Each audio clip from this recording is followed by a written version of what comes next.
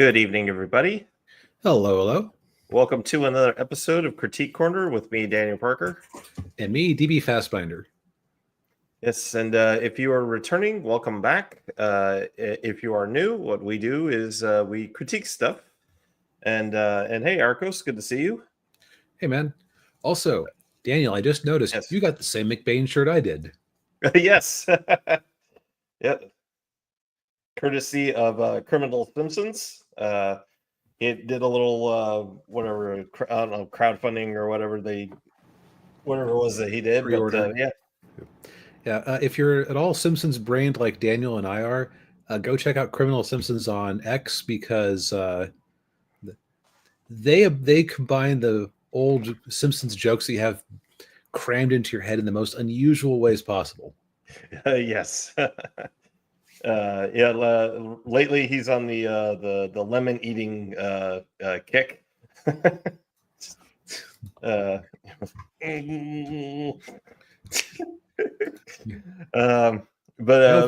me, I think I'll have a nice lemon.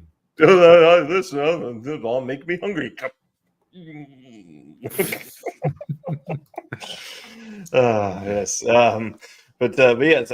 Anyway, if you're returning, welcome back. If you're new, what we do is we critique stuff. We review something new or more recent with something classic or older, and then we will talk about stuff that we've been consuming on our own. And starting us off this week is Murder Mystery. Murder Mystery, where I just found out there was a sequel. Yes, yes, there is a Murder Mystery 2. So I guess after we gave a shot to K-pop Demon Hunters, which has been stuck in my head on loop ever since then, because look, the K-pop industry is built on probably algorithms that are designed to like hit the exact notes to drive a song into your subconscious and leave it there for an extended period of time. Yes, yeah. Well, that's how it's done.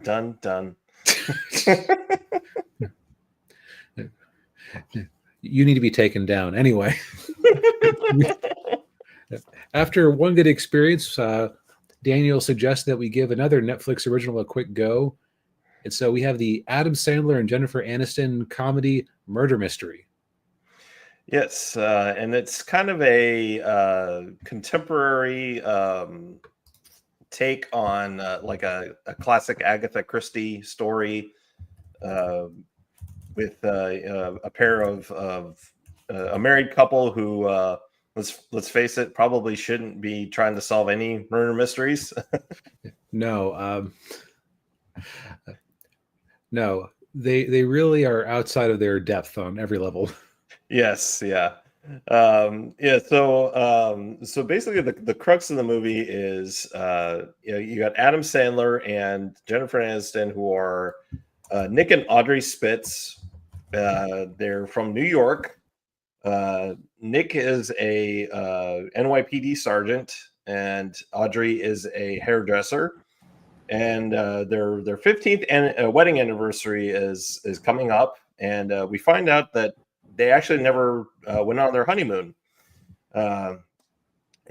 So Nick gave Audrey a postcard from Europe of European countryside, and so she's like, oh, really want, he promised he'd take me to Europe someday, and he still hadn't done it.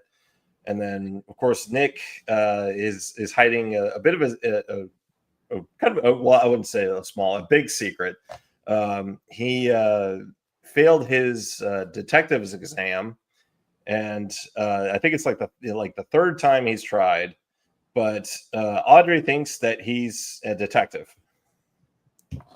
Right, and so yeah, he's coming there with a lie, and of course, he can't really afford this trip, but basically, it's clear that their marriage is going through some sort of strain because they've clearly I've never seen Adam Sandler in this mode before of being a bored middle-aged dad. This might be the most I've ever seen him stretch for a role. Yeah. He's usually playing a very his shtick is immature man-child. Right. Yeah. Wacky, selfish, etc. Yeah. This guy's selfish too, but Oh yeah. Basically these two have been married for 15 years, and they're clearly very comfortable with each other, and they don't have any children to distract them. Right. Yeah. So they needed something to shake it up. Yes, and so Adam Sandler, Nick, he surprises Audrey with a European trip. They, of course, it's a very last minute trip, and they end up flying in coach, which I can't, just the thought of flying coach for that long is not a fun thing, but so then Audrey decides while Nick's sleeping that she sneaks into first class, and then that's where she meets Charles Cavendish, played by Luke Evans, who he's been in a lot of different movies over the years. He was in the Hobbit trilogy. He's the guy with the black spear who kills Smaug. Oh, okay. Yeah. And he's been in a lot of others. I think he played Gaston in the Beauty and the Beast live action movie. We won't hold that against him. No, we won't. No. But Charles, was he the star of Dracula Untold? Poor guy. Yes, he was Dracula. Yeah. Oof. Yeah. Again, we won't hold that against him. But yeah, so he's the nephew of a billionaire named Malcolm Quince, played by Terrence Stamp, who most people remember, the original General Zod from Superman 2. And hey, I wouldn't get to see him. Yeah, didn't recognize him. Okay. Well, he looks different now than he did when he played Zod. I would think so. Yeah. Yeah. Well, yeah, that was like 45 years ago. Yeah. So his uncle is getting married, and to his ex-girlfriend, which just makes everything very awkward. But they're having a party on his yacht, and so Charles, for whatever reason, decides to invite Nick and Audrey to this engagement party or whatever it is. Yeah. I think it's specifically because it's like, well, what could spite my dad who stole my girlfriend at the altar, basically, more than, or what can I do to spite him? I know, I'll bring in these two obnoxious Americans who do not belong here at all. Yeah. Oh yeah, that's a good way of looking at it. Yeah, and so they're on the yacht, and then that's when we have our little, like Agatha Christie moment where we meet our cast of eccentric characters. You've got a Formula One race car driver who doesn't speak any English, or very little English. Very fast. Yes, very good. Yeah. You've got basically a B movie actress who Adam Sandler really likes. Like, oh God, you're great. You're Grace Ballard. Oh. Yeah, it's very clear that she's Pamela Anderson with a better acting style level. Yes. Like one of her movies she was in was literally called Blow Dart. Yeah. And then you also got a African colonel who is missing an eye and a hand. And there's a story behind that involving Malcolm. And he's actually, I actually looked the actor up. He played King T'Chaka in Captain America: Civil War and Black Panther. Okay, I thought he seemed familiar, but I couldn't place it. Yeah. And I guess he went mercenary after those Marvel checks stopped cashing. Oh yeah. Well, if you think about it, it was a very small role in both movies. Yep. Yeah. Well, I more just mean like, man, T'Chaka faked his death just to pursue a career in mercenariness and lost an eye and a hand. Oh yeah. Ooh. And then you also got the Maharaja, who is British Indian, who talks like an American gangster. Yeah, that's a template in Hollywood movies I notice a lot where it's like they're trying to play with. Okay, I don't know if this is a thing in Great Britain where you have people of Indian descent who try to sound like a tough American gangster but fail utterly. Like, or maybe some sort of like comedic, um, how to put it, comedic dissonance or comedic uh, juxtaposition. I just Yeah. know I keep seeing it all over the place in movies, and it's never especially funny to me. Maybe it's just because like the Indian people I know don't talk like that and aren't like this at all. Yeah. Well, it is a little cringe. I will, yeah, grant you there. Like the Uh, other big example I can cite is Ghostbusters Frozen Empire oh with yeah, that waste of a character. oh yeah, what's his name? Um, We don't have to worry. yeah, Let's move on. yes, indeed, yeah, um, yeah, and then we've also got like you got Sergey, who's the colonel's bodyguard, who's an ex Spetsnaz, which for those of you who don't know, Spetsnaz is like a Russian special forces. Uh, and of course, Malcolm's son Toby, rounding out everybody, and the of course the action really kicks off when they're all in the dining hall of the yacht, and Malcolm announces that he's cutting everybody out of the will except for his fiance.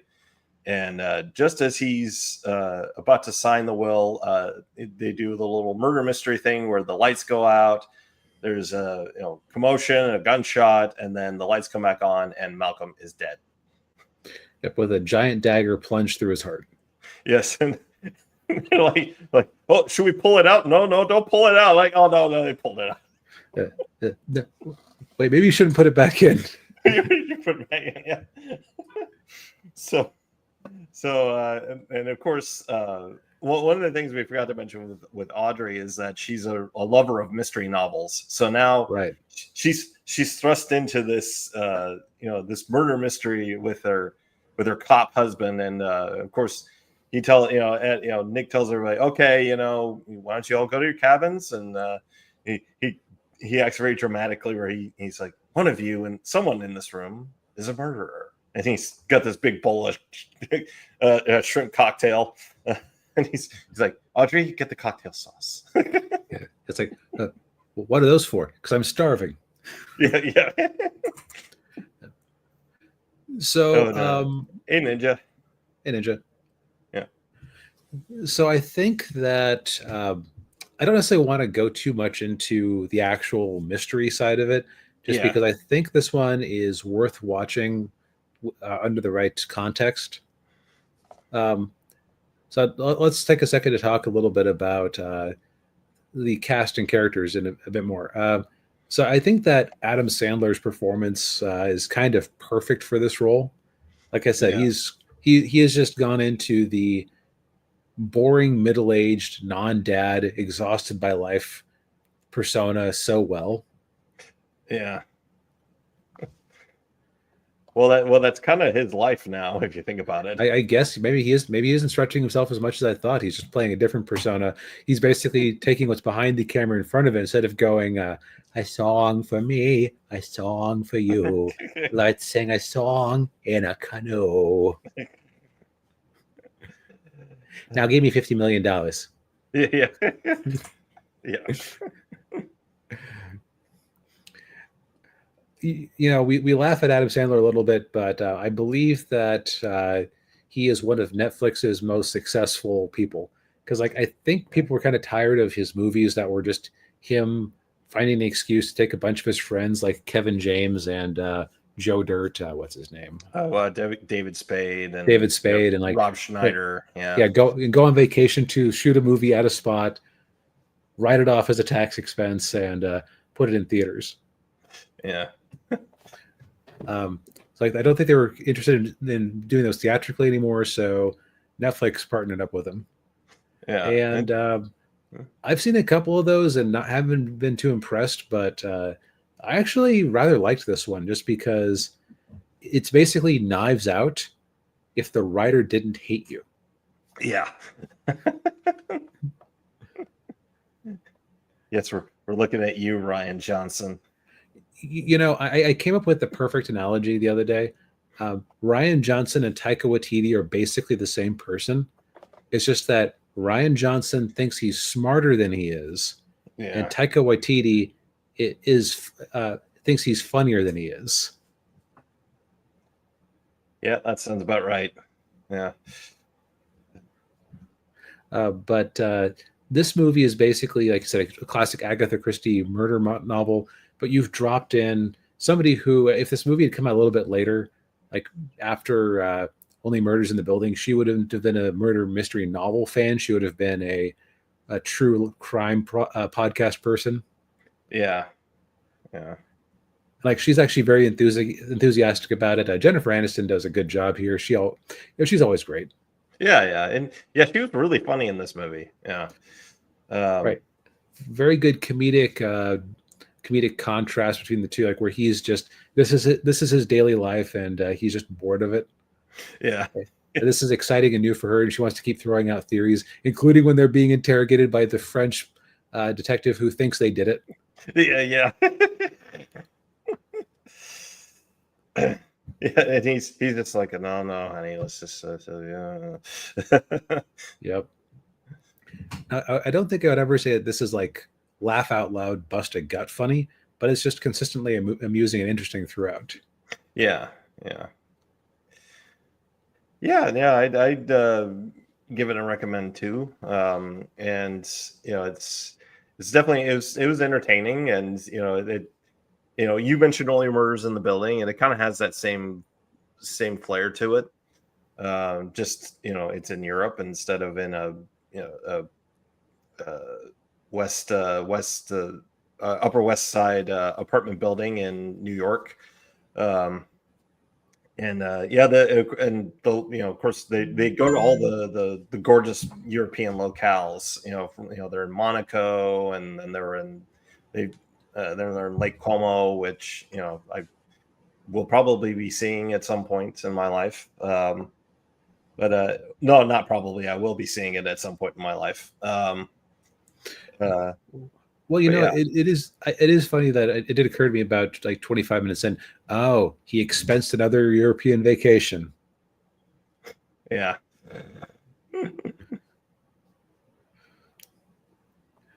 Very clever. Yes. Yeah. But yeah, I mean, give it a watch. It's on Netflix if you're interested. Yep. And the murder mystery, I think it holds together. Yeah. Yeah, it's not too out there. Yep. But it kind of keeps you guessing. Yeah. When they revealed the ultimate villain, it was like, oh, that explains a few things that didn't quite make sense about them before. So, yes, yeah. Well, indeed, yeah. Since I'm not particularly familiar with your thing of the week, okay, there is no transition. Yeah. Leviathan, then. Leviathan, yes. So 1989 was kind of a weird year. There were not one, not two, but three movies that were set deep underwater, and they had to do with either aliens or monsters. One of them most people know is The Abyss from James Cameron, right? And then the other two are lesser known. One of them was actually I thought was actually this movie. I got the two of them mixed up. It was called Deep Star 6, which was directed by the guy who did the original Friday the 13th movie. Okay. But this one, Leviathan, has actually pretty a really good cast of character actors. I mean, you got Peter Weller, RoboCop. Okay. You got good Richard, start. Yeah, Richard Crenna. You got Daniel Stern, who was in the Home Alone movies. Ernie Hudson, and Hector Elizondo. And so basically the long and short of this movie is it takes place in 2027, so a couple of years from now. And it's about this deep sea mining expedition in the Atlantic, just off the coast of Florida. They're mining for silver and other precious metals. And the expedition, and Peter Weller is the commander of the expedition, although he's not really a mining guy, he's a geologist. And so you can kind of tell, like, from the beginning, he's a little out of his element in terms of, like, what to do in given situations. Like the opening scene of the movie, one of the crew's suits malfunctions and he starts losing oxygen, and he's trying to, like, figure out what to do to help him out. And of course, the doctor, it's Richard Crenna's character, he's not there to help him out because he's one of these, like, big time, big shot doctors from the Mayo Clinic, and he's only there because something he developed got a lot of people killed. So he's kind of like doing penance by being on this deep sea mining expedition. And so, basically, like, so this movie it's like Alien and The Thing underwater. So it has, like, a lot of the same elements from Alien, where you have, like, these blue collar workers in a hazardous environment, and the dynamic between all of them, and they're all having to work together in this confined space, and they work for a soulless corporation that really doesn't care about them. And yeah, it's and then it's The Thing, because so what happens is Daniel Stern's character, his nickname is Six Pack. I don't know why they call him Six Pack, because maybe it's a reference to his alcohol problem. Probably, yeah. Did he look particularly buff? No, he didn't. Yeah, it was probably an alcohol thing, because what happens is they find an old Soviet ship, a sunken Soviet ship, and they go looking around for, like, all the records and everything. And as they're looking through, he does pilfer a flask. So, so yes, he probably does have a drinking problem.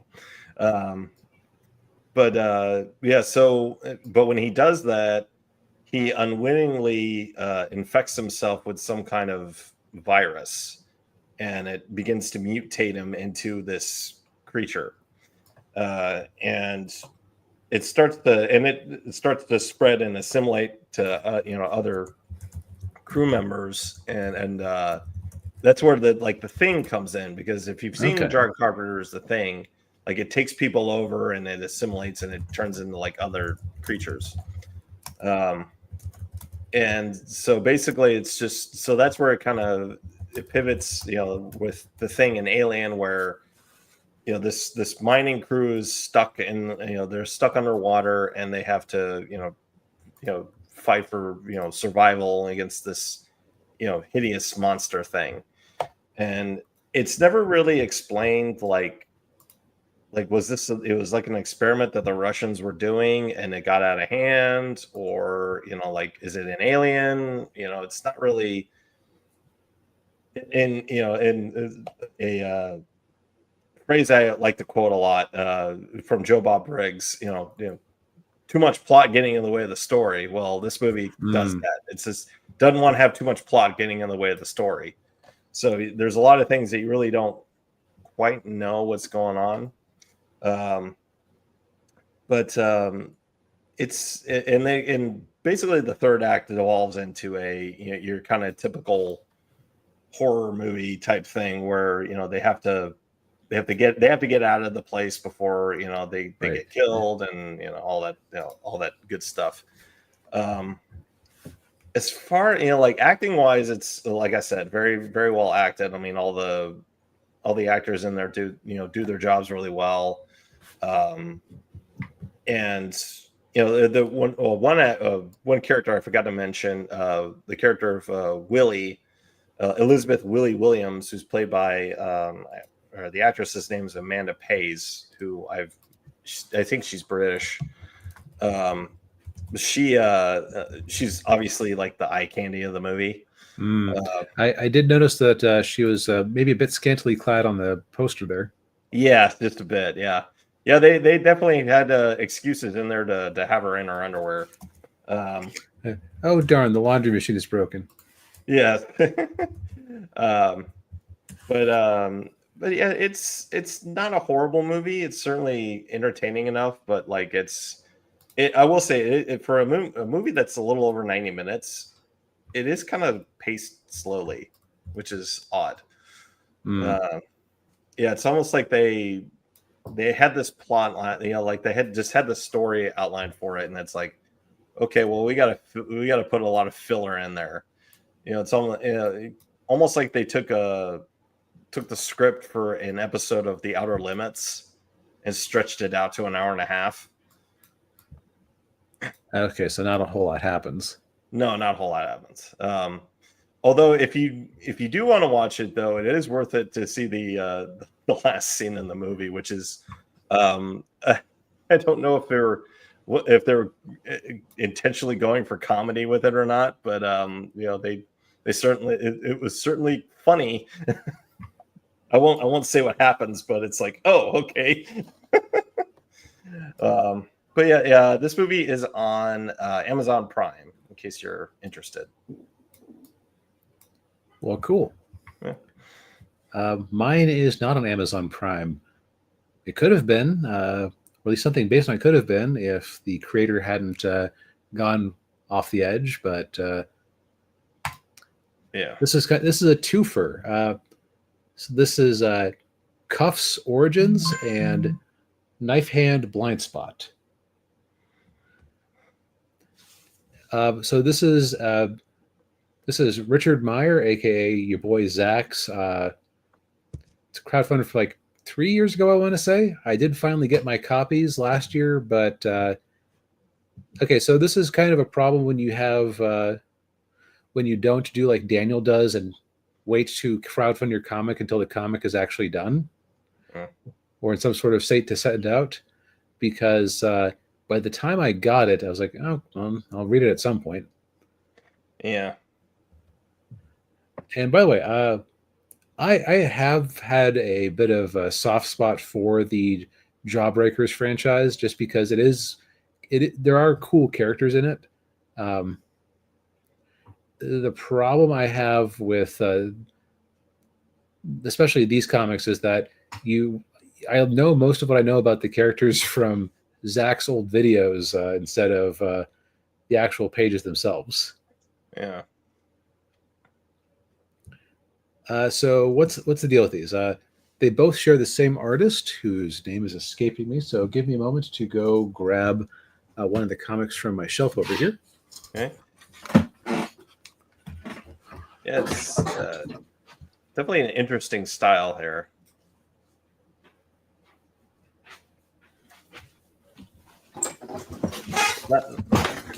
It's kind of a painted style, similar to, not quite like Bogdan's, but yeah, it's a bit painterly. Yeah. Okay. Kenneth Lowe. Okay. And minor correction: Cuffs Origin, not Origins. Yeah. So these were two single floppy. Actually, there were two single floppy issue length stories that were released separately. Although the Knife Hands comic also featured a other comic that was called Garrison, which was a G.I. Joe parody written by, I'll just say written by Chuck Dixon. I don't know how much Zach contributed to those. Yeah. Because one of the things I noticed about Zach is that he never really wrote his own stories entirely. I didn't know that. Well, you remember, like, he always was getting like help from Chuck Dixon. This one, it's help from Michael Barron. Oh, okay. So Ninja says he lost interest in Jawbreakers after the sequel that ended with most of them getting killed. Yeah, and he still hasn't released Jawbreakers Forever to actually resolve that. Yeah. Uh, Yeah. the only defense I'll make of it is that he wrote and conceived of the story originally back before he made $500,000 on a single crowdfunding campaign. Like he thought it was just going to be, okay, what's my most exciting story about the Jawbreakers? I'll just get it out of me and move on with my life. Mm. And then he found himself with an accidental franchise. So Yeah. I could be a little sympathetic about it. And that's why, the next comic, Grand Bazaar, which I actually rather enjoyed, was a prequel. Yeah. But I've pussyfooted around enough. So Cuff's origin is the better of the two, in my opinion, because is rough the right word for this? Expressive? I'm not quite sure what to call this, because it's like it's not sloppy exactly, because like there's clearly a good line work underneath the paint. But like the paint is also like colors don't necessarily stay in the lines all the time. Like there's a lot of paint outlines for things. It does kind of feel like a 4-color comic book, but like in the age of Photoshop. Because I would be curious how this would look if you just had 80s or 90s style Marvel colors on it. Yeah. But the actual line work is quite good. But so the Cuffs is the better of the two. But Zach, as always, has to be a little bit too cute with it. Because you pick up something called Cuff's Origin and you assume, it's the origin of Cuffs, the character who's basically Luke Cage if he had grown up as Carlton from Fresh Prince of Bel-Air. Yeah, that sounds about right. Yeah. Which is not a character that really comes through the writing. It's just his description of where he comes from. So it's like you get a little bit of it where he's you get some of the flashback, but the true cleverness is because he's fighting a villain called Blackstone, who's like a big muscular super guy, and he has hired the services of a woman named Origin, whose psychic power is that if you can, basically she can go in and mess with your memory and how you remember the past. So you see Cuff's origin in the course of things with like her interposing herself and changing things. But he manages to turn the tables. Okay. And then on the last page, for some reason, you have Knife Hands looking down at him. I don't get why. Yeah. Okay. I couldn't remember this. Ninja, was Knife Hands mute? Because I remember that his backstory is that he was a kid. He was kidnapped and he had a lot of like fingers and stuff cut off, but I don't remember if his tongue was too. Yeah, I'm trying to remember if he was mute or that's not. another thing that never actually came up in the comics, but was in the videos where he talked about his comics. He might have been just because he was trying to make him like Snake Eyes. Ninja says he pretended to be mute. Oh, okay. Okay. So that seems to have given Zach a visit from, as he would call it back in the day, the Good Idea Fairy, where the entire Knife Hands comic is told without a single speech balloon. Now, my issue with this is, first off, I actually wanted to learn more about Knife Hands as a personality, because I actually always thought he was kind of my favorite, though I think Cuffs is probably the best character, just because he actually has a personality. Yeah. What do you know? And I was very disappointed by that choice. Also, the art doesn't really, where it is kind of messy, it made a lot of the story a little hard to follow. I had to keep double checking things to make sure I understood what was going on. It's basically Knife Hands versus a Doctor Doom knockoff. At one point, he fights a Metal Gear knockoff to save the rest of the Jawbreakers. Which, guess what? I don't even know the name of the Doctor Doom knockoff because there's no dialogue. I don't know anything more than I did before about Knife Hand's personality. And at the end of it, Hell Priest is giving him a glare with no dialogue, so I don't know what's going on. I don't see what Knife Hands did that was different than what they usually do, because these are not superheroes who are worried about killing. Yeah. So it's just like, what's the point of this story? I like stories. The point is, Zach was trying to make money. Yes. And yeah, I don't think I can really recommend either of these, especially at I don't remember the last time he actually did a campaign. I might have unsubscribed from his mailing list. I forget. But like at the prices you'd be asked to pay for these, like $25 or $15, no, like just no. Yeah. Like if I was going into my local comic book shop and I was interested in the Jawbreakers universe and I could pick this off the shelf for $5, sure. Yeah. Ninja makes a good point. He says you're supposed to have just the main character not speaking. Everyone else should be speaking. I think the idea is he was trying to do like Marvel, like 20-ish years ago, did an event where every single issue that they had was published without dialogue. Just a little stunt to try to goose sales a bit. So I think that's what he was trying for. But yeah, this would have been better if we'd had other characters responding verbally to him.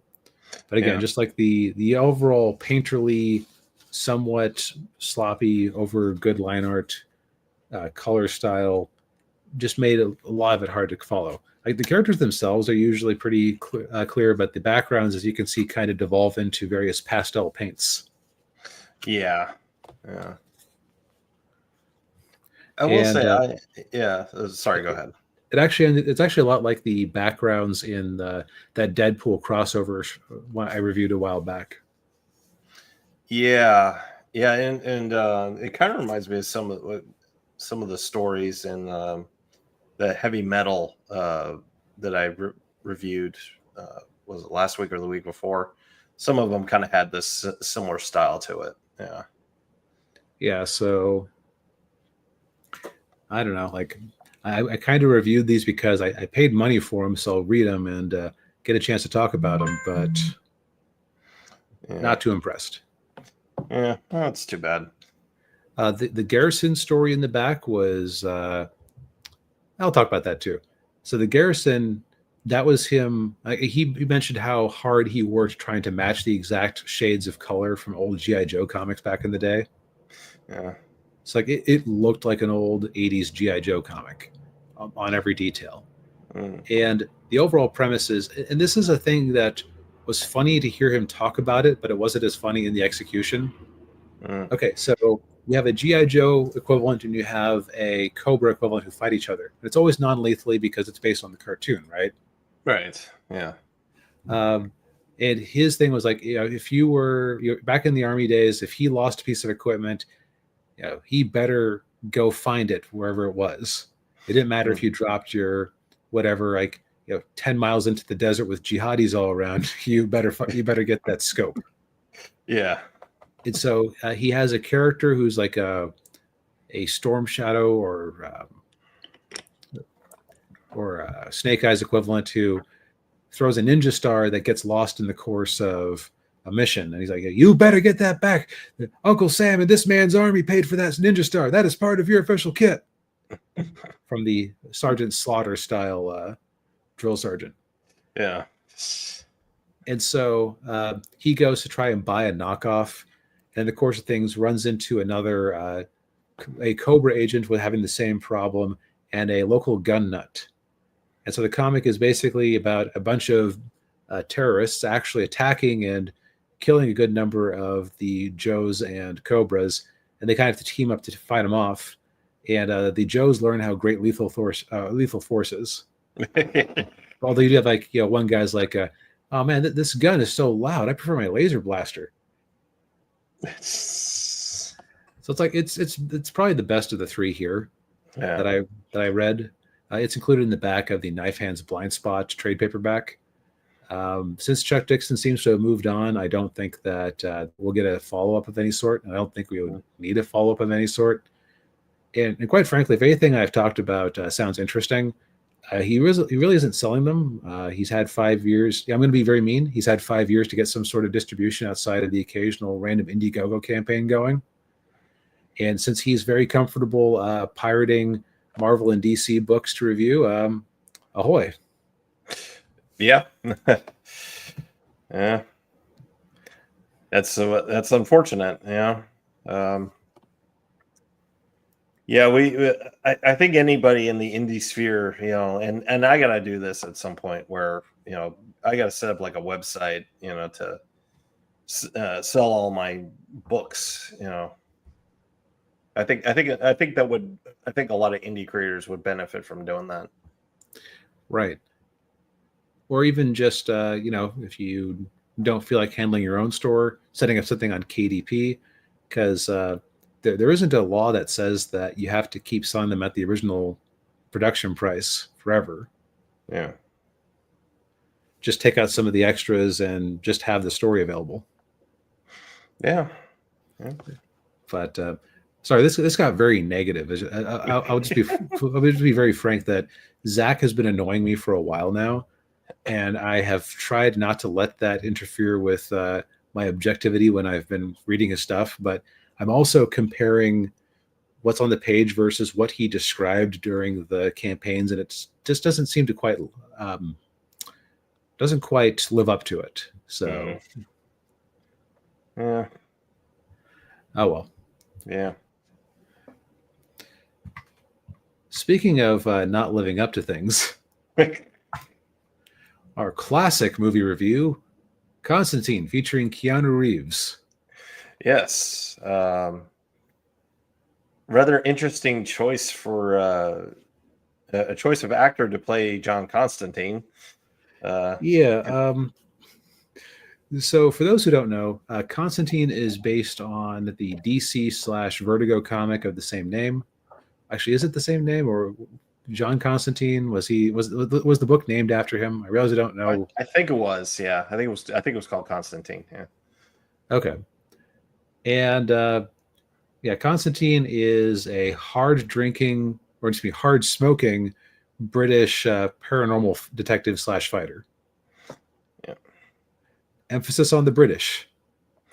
Yeah. Because in this movie he is definitely not British. No, not even trying to fake an accent. Well, Keanu Reeves tried to do that in Dracula. Francis Ford Coppola's Dracula, and it didn't go very well. So is he just like, okay, I'm never doing a British accent again? Yep. In the one movie where it would have actually been appropriate. Yeah. So this is definitely a classic 2000s comic book movie, which means that it is fundamentally ashamed of its source material. It's clear that the writers and creators kind of wish they were doing literally anything else but working on a dumb comic book movie. And so and there are a couple of approaches you can take there. There's the modern Marvel approach, where you just make it clear that anything that's comic book accurate is a joke. See WandaVision, where Wanda shows up in her comic book accurate costume and isn't happy about it. Yeah. Or the other approach is just you are Constantine in more or less name only, and you are just going in your own radical direction. Which then leads to questions about why use the IP to gain name recognition if you're going to dismiss the IP. Like Vertigo comics were big in the 90s, but they weren't like X-Men #1 by Jim Lee selling 5 million copies. Yeah, it was a very much a niche fan base, niche franchises. Yeah, I've heard comic book store owners say that it got women in the stores, like that and what do you call it? The Neil Gaiman one, Sandman. Sandman. Yeah. Yeah. Yeah, and then you also had like was Swamp Thing in there? Swamp Thing started off before that, but I think there might have been a Swamp Thing comic part of Vertigo. If it wasn't, it was like the John the Baptist in the DC desert setting the way for Vertigo. Okay, okay. Yeah. Well, yeah, you also had like V for Vendetta was in there and Watchmen. Yeah. Right. Like even if things that even if they weren't officially Vertigo were basically Vertigo before Vertigo. Yeah. Yeah. But yeah, so this isn't an adaptation of the comic book. What is it actually about? yes.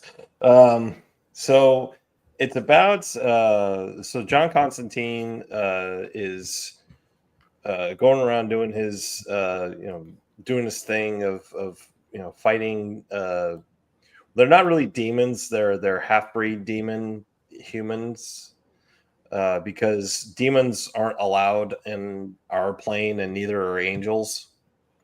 So any creatures you see are these. They're half breeds. They're somewhere in between.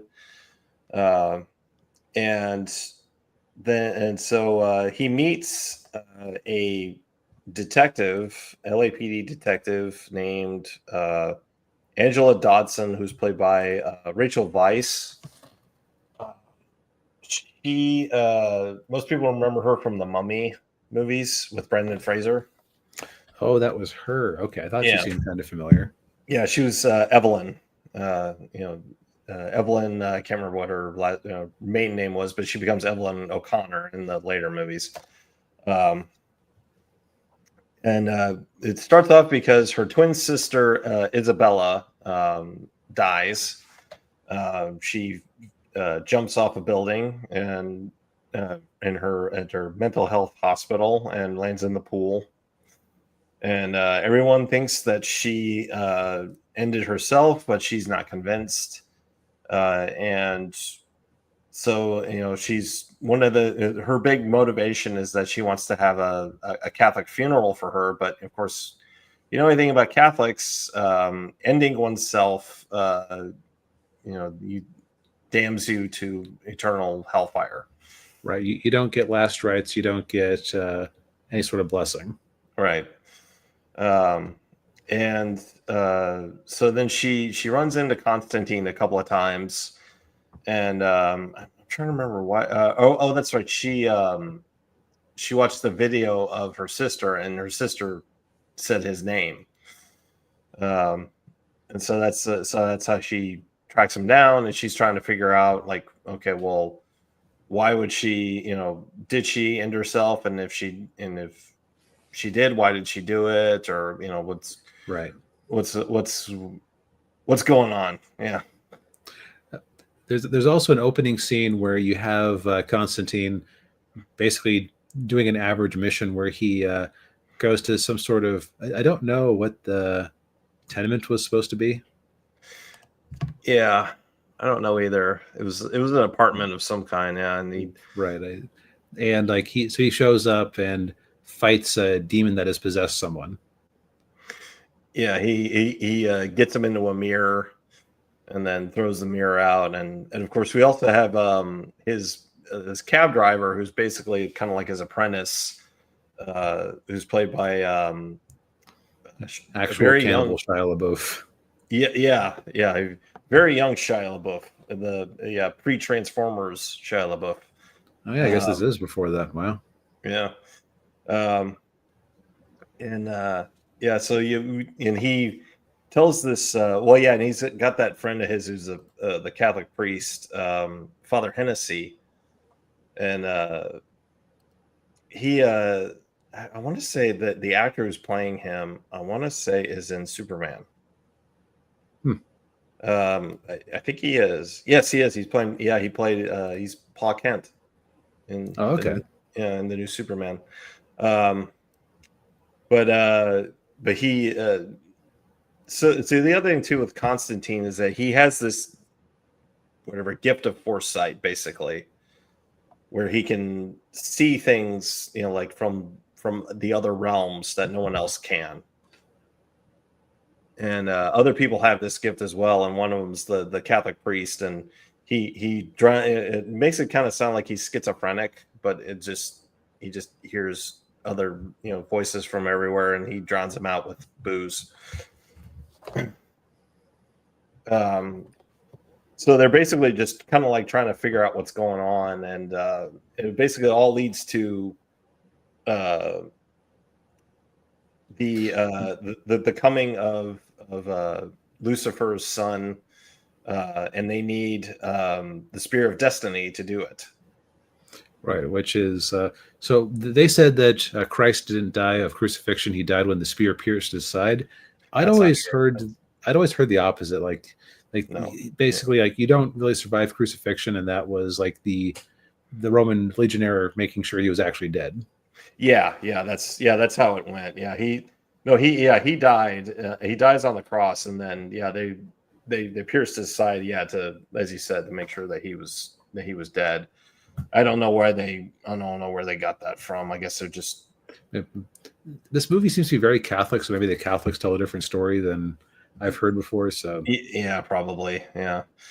And that was a thing that was very interesting in this movie, is that it's like very Catholic. It's like no other like branch of Christianity or religion is mentioned at all.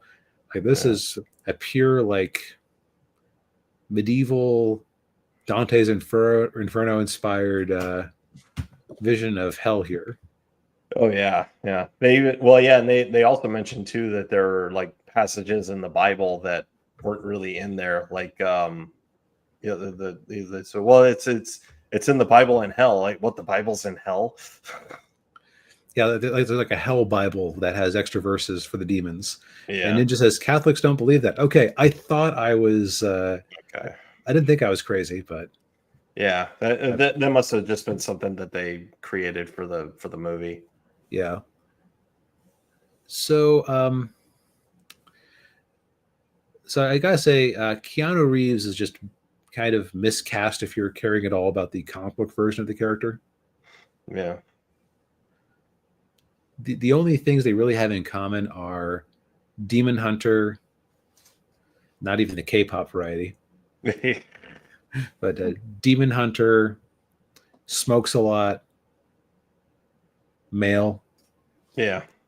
Kind of mean-spirited. Actually, no, the real Constantine is like very snarky and just kind of, he likes to troll people, but he isn't like mean. Yeah.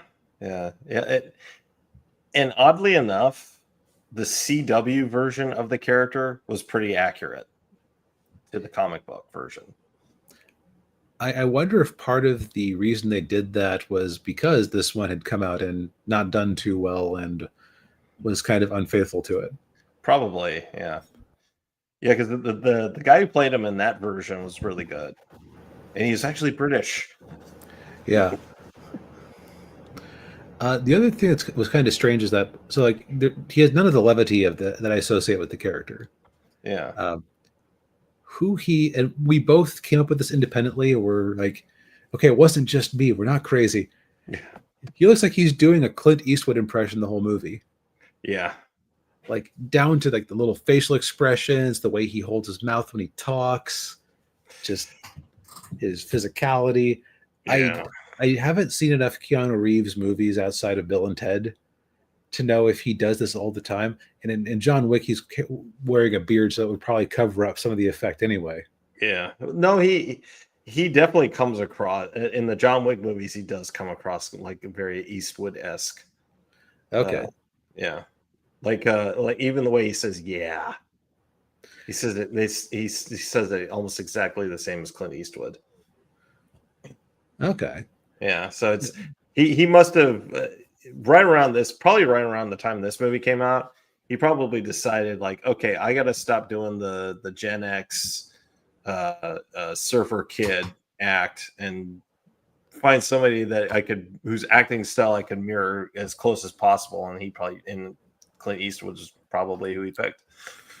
Yeah, I mean Eastwood isn't the worst, especially if you're kind of like a limited range of facial expressions like he does. Like we're not the most expressive. It's like going Yeah, for that sort of hard bitten stoicism makes a lot of sense. yeah, yeah. And Eastwood has that sneer that Yeah, when he looks at you like that, you're like, oh yeah, oh yeah. It's like the apologize my mule yeah, yeah, because I don't know if you're laughing with it or at it. yeah, Or don't reach for that gun. I need you alive. yeah, yeah.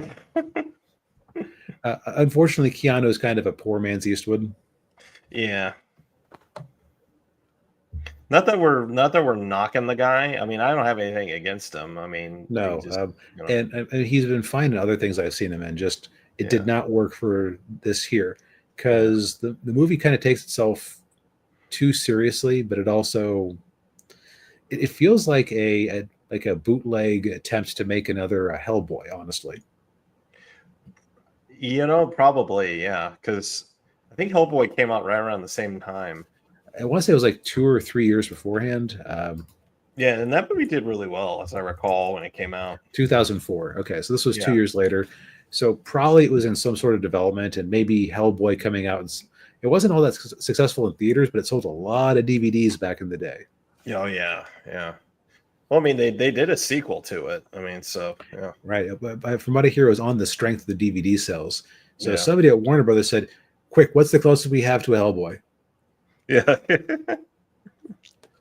Except that, like, where Hellboy had that, at least the Hellboy movies had the same sort of snark and sarcasm that I would associate with the Constantine uh, comics and TV editions I've seen.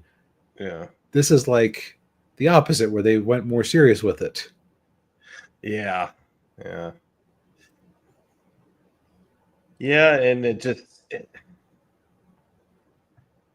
Yeah, I remember. I think I watched this movie when it came out. It might have been a early Netflix when they were still doing, the early days of the mail-in DVDs, and Right. Analog streaming. yeah, yeah, and I remember it being like okay when I first watched it, and then this time I watched it, I kind of went, okay, yeah, this wasn't nearly as good as I remembered it.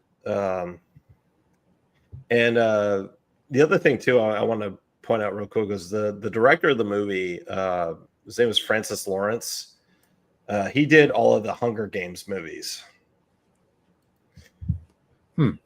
Yeah, and what else did he direct? He took saw something else in here. He directed. He a lot of music videos, which makes sense.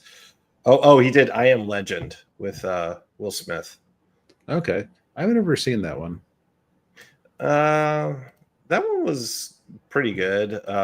Depends on which version you watch with which ending, because there are two Yeah. different endings. Wasn't like they made the Hollywood friendly one and then they made the book accurate one. Yeah, yeah. Uh, but yeah, this movie. I mean, I think there were some people that enjoyed it. Because I've been seeing a lot of people on X wanting a sequel to this, and I think there were like kind of testing the waters recently to see if maybe they could get Keanu Reeves to come back to do another one. Yeah, like get it on Netflix streaming again because I think it was only just added recently. Yeah, yeah, but yeah, I again, and I will say too, like I don't know really much about Constantine beyond like I said, like the CW version of the character in this movie. But yeah, like this version, I don't think necessarily did the character any justice. Yeah. Now, as far as like positives or funny things I saw, um, special effects are good for the era. Mm, They've aged a bit, but like you can overlook that.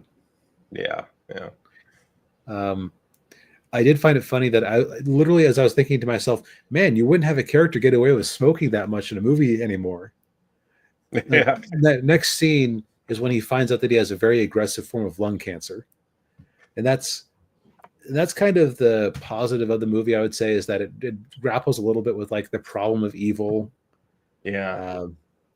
Like, because his back, you can kind of see why this version would be so grumpy. Because as I recall, he ended himself as a teen and was sent back and basically told to hunt demons to try to earn his way into heaven. Yeah. Yeah. And all the while he's being told, he can't buy his way into heaven, and he's got to, uh, he has to believe, he has to have faith. Right. He can't just know that clinically that God exists. He has to like actually do the needful and go to church occasionally. Yeah. Yeah. But he's so like it grapples with some interesting themes. Just that a lot of the movie is not particularly engaging, in my opinion, and there's kind of too many background characters. Yeah. It's kind of hard.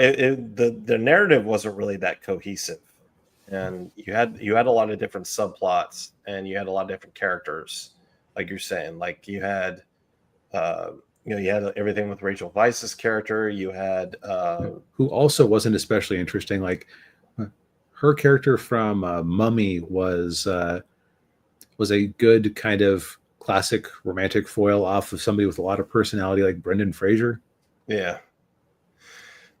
Yeah, and like Shia LaBeouf is just kind of there to make snarky one-liners. And then we forgot to mention Djimon Hounsou is in the movie. He plays like a witch doctor who has a nightclub that's like sweet. It's like Switzerland, right, for demons and for good and evil. Right. Now, the highlight of the movie for most people is when Satan actually shows up at the end. Oh yeah. Yeah, and he's played by God, what's that actor's name? He's in a bunch of stuff. Peter Stormare. Yeah. He chews the scenery quite a bit. Yes, he does. Yeah, he plays Lucifer like very slimy. He's covered in oil, and he's just kind of how you would probably expect him to be. He not big scary monster, but like a low grade creeping evil. Yeah. Now, I think by that point in the movie, I was checked out enough that I didn't quite get out of it what some people did. I did mention I watched the movie to a friend, and he immediately said, "Oh yeah, that was the best part of the movie." It's what he brought up unbidden as soon as I mentioned it. Yeah. But yeah, I mean, this movie it was on Netflix. It left on Monday. Yeah, the 30th. Yeah. So, but it might be on Max. Yeah, probably back on Max because it's a Warner Brothers movie. Yeah. Also, just realized, if you had told me 2 weeks ago, okay, so in a few weeks you're going to review a comic book movie that you never got around to from an era you kind of like, and then you're also going to review an Adam Sandler tax exempt or tax write-off vacation movie, and you're going to think that the Adam Sandler movie is better. Yeah. I would have called you kind of nuts, but yeah, here we are. I think we kind of have the same opinion on that one. Yes. Yeah, we do. Yeah. I think because this one tries for more, which means that when it swings and misses, it isn't hitting a single; it's striking out. Yeah. Well, maybe they'll do a reboot at some point. Maybe James Gunn will do a reboot, and he's got to make his Superman movie work too. First, I'm definitely seeing that. I think I'm arranged to see it with two different sets of people, so we'll see. No, yeah, me too. Yeah, I'm more than likely gonna go see it with my parents. So, yeah. Yep. But I think we've said all we need to say for tonight, and perhaps a bit more. Yes. Well, thank you everybody for tuning in. We appreciate it as Indeed. always. Hit the like button, subscribe to the channel if you haven't already. Ring the bell, buy some books, and Yes, indeed. yeah, we'll see you next week. Bye, everybody. Good night.